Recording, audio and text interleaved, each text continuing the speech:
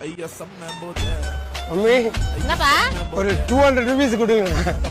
200 ரூபாப்பா 500 ரூபாய் அனுப்பியிருக்கேன் பாரு. 500. ஏய் என்னடா போதை ஏறன மாதிரி இருக்கு. போயிட்டு நல்ல நெக்கா குடிச்சிட்டு அப்புறமா தான் நீ வரணும். Sweet mummy, thank you mummy.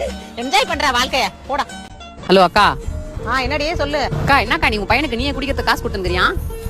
போயிட்டு போகுது சின்ன பையன் குடிச்சு என்ஜாய் பண்ணிட்டு போறான் விடு. அக்கா நீயே இந்த மாதிரி பேசினா எப்படிக்கா? தப்புக்கா. என்னடி நான் கஷ்டப்பட்டு பெத்து வளர்த்து ஆளாக்கி அவனை படிக்க வச்சு 2 லட்சம் ரூபாய் கொடுத்து வேலையில சேர்த்து விட்டா வேலைக்கே போகாம குடிச்சிட்டு இஷ்டத்துக்கு சுத்திட்டு திரியறான். அப்ப எனக்கு எப்படி இருக்கும் நீயே சொல்லு.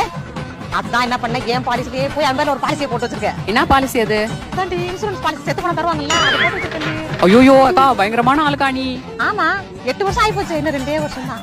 நீ செத்து போச்சுன்னு வச்சுக்க அந்த காசை வாங்கி என் பொண்ணு கல்யாணத்தை ஜாம் பண்ணிடுவேன். என்னமா அம்மாட்ட ஏதாவது சொல்லுமா? பணம் ஏதாவது கொடுத்துருவா போதை இறங்க மாதிரி இருக்கு.